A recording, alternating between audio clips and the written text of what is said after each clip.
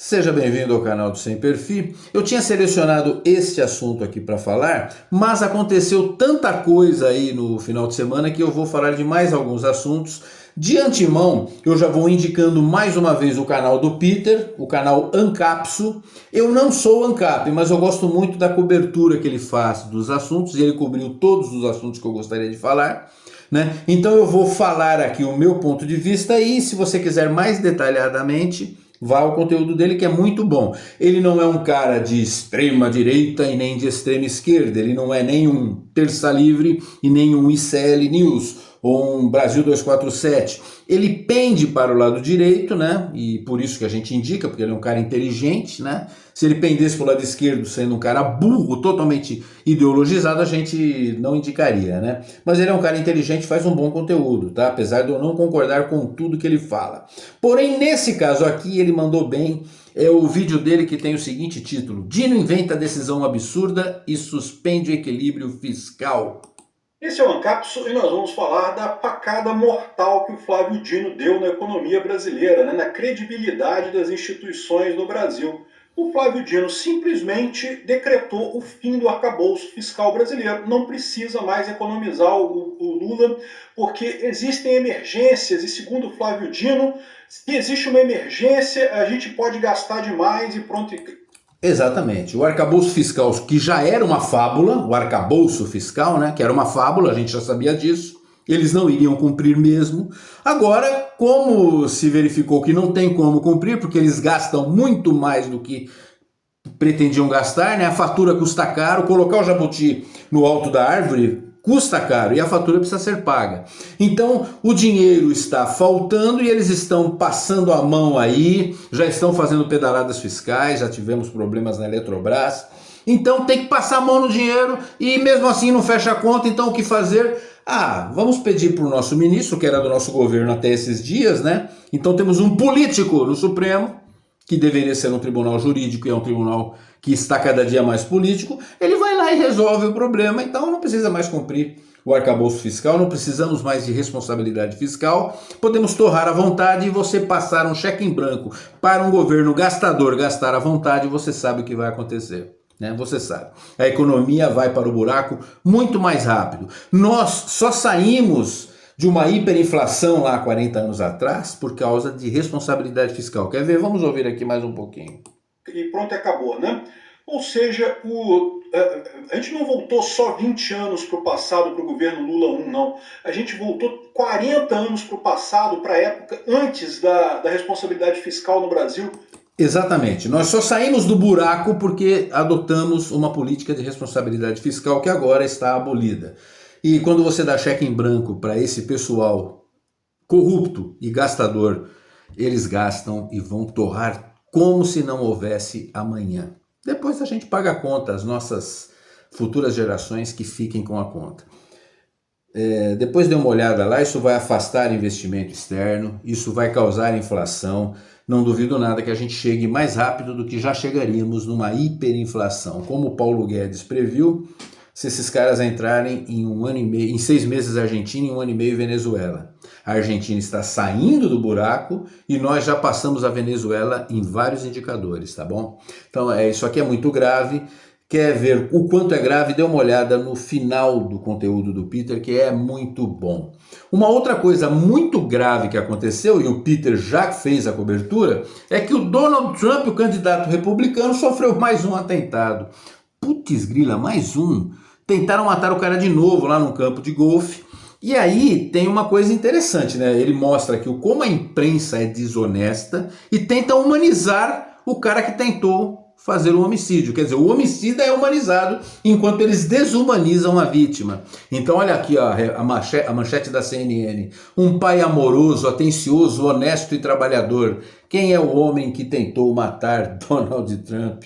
Meu Deus do céu, que vergonha. O nome dele é Ryan Wesley, né? E daqui a pouco o DM Pombo aparece dizendo: mas ele votou no Trump, ele é republicano.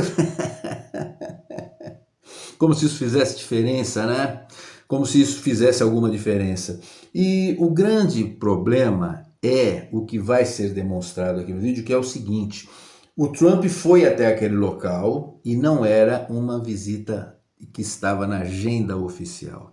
Então esse cara que tem todo um planejamento, estava muito bem armado, muito bem equipado, né? Ele foi lá e se escondeu num local que ele saberia que o Trump estaria, mesmo não estando na agenda oficial. Como ele sabia? Como que Ryan Wesley sabia disso? E isso é muito grave e precisa ser apurado, hein? Isso é muito grave. E mais uma vez a gente vê que o cara que é o conservador da história é desumanizado e o assassino, no caso aí, é humanizado, porque afinal de contas vale tudo para esse pessoal do amor, né? É o amor, o ódio do bem que mal tem. Um outro fato que ganhou a notícia ontem à noite, né?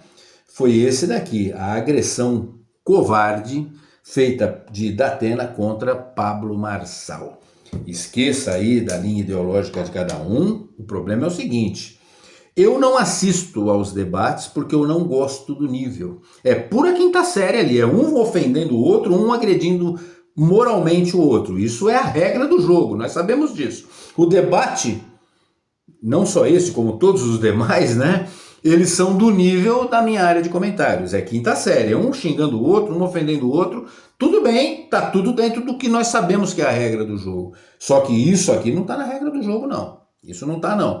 Então, eu até vi, no momento em que aconteceu a agressão, um amigo que estava conversando comigo no WhatsApp falou: caramba, eu tô vendo o debate, teve isso. Aí eu entrei rapidamente no YouTube, vi, eu até coloquei um short mostrando a situação, né? Agora, existe gente aí já defendendo a conduta do Datena. Não dá para defender o agressor, meu Deus do céu.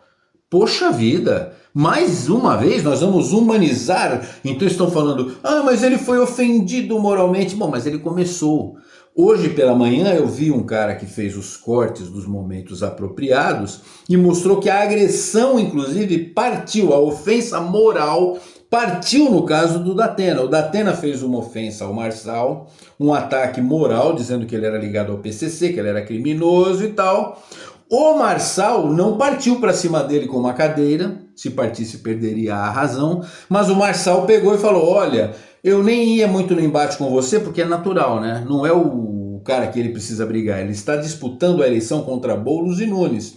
Então por isso que ele não batia forte no Datena, né, no argumento. Falou: mas já que você baixou o nível aí e me atacou, eu vou agora. E ele trouxe um assunto à baila, que é o tal do assédio, da acusação de assédio sexual que o Datena sofreu de uma moça, de uma repórter muito bonita lá, mas isso faz alguns anos. Eu mesmo sabia desse assunto, é um assunto que dominou a mídia em São Paulo anos atrás, né? Só que a coisa é antiga, ele trouxe de volta, mas tá dentro da regra do jogo. Também levantaram um monte de problemas do Marçal com a justiça quando ele tinha 17, 18 anos. Já levantaram coisas do Boulos de 10 anos atrás. E por que não levantariam do Datena, né? Então, ele trouxe o assunto à baila, cabia ao Datena ir para o embate de ideias, ir para a conversa e o nível quinta série, né? Nível quinta série a gente sabe que é. Agora, isso daqui não se justifica. Pegar uma cadeira e dar no cara, e aqui a cena mostra que, olha,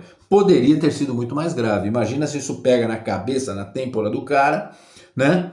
E o cara poderia morrer. Então isso daqui é muito grave. Partir para a agressão física não pode. E eu já tô vendo um monte de gente dizendo: mas ele agrediu moralmente o Datena, então justificando. Não, não pode. Nós não podemos regredir aos momentos, por exemplo, vocês sabiam que no ordenamento jurídico brasileiro já houve a figura da legítima defesa da honra? Já tivemos isso.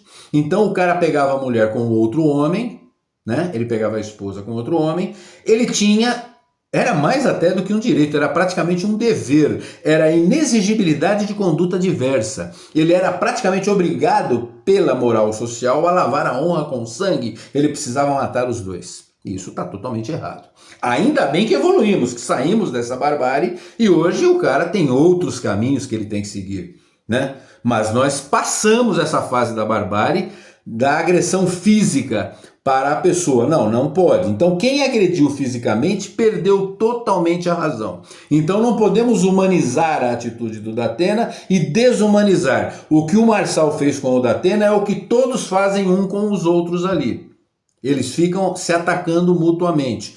Depois, inclusive, desse fato, o debate continuou e teve um momento que o Nunes chamou o Boulos de cheirador, na linha que o Marçal vinha fazendo. E o Boulos não pegou uma cadeira e deu no Nunes. Se tivesse feito, também teria perdido a razão. Então não tem cabimento, e isso quer dizer que eu estou apoiando o Marçal? Não, eu apenas estou dizendo que ao agredir, perdeu a razão. E é mais uma vez a gente vê aí o pessoal humanizando o agressor e desumanizando a vítima. Poxa vida, isso é um absurdo, né? É a mesma coisa quando falam, né? Ah, mas o cara poderia ter frado a moça porque ela estava com roupas muito provocantes. Não, não tem cabimento. Você vê uma moça com uma roupa muito provocante, você pode achar que aquilo é feio ou que é bonito, não importa, mas isso não justifica o estunfro. E eu estou falando desse jeito, vocês sabem por quê, porque o algoritmo pega e pode até banir o meu vídeo, né? Bom, mas vamos lá. Então, um absurdo isso aqui. Então, isso aqui só prova. Isso daqui não é discurso de ódio, isso aqui é o próprio ódio, mas como partiu de um esquerdista, é ódio do bem, que mal tem, assim como foi o caso do Ryan Wesley, né? Também, né? Daqui a pouco vão dizer, era só um lobo solitário, mas é isso daí. Precisamos parar de humanizar os agressores e desumanizar as vítimas. Isso é um grande problema, tá? Mas o problema maior é esse aqui mesmo.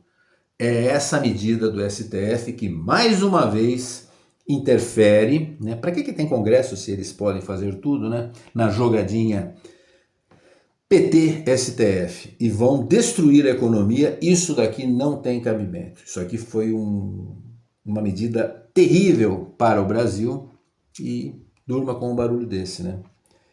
Ele tem agora livre passe para gastar, gastar, gastar, e é o que ele sabe fazer como ninguém.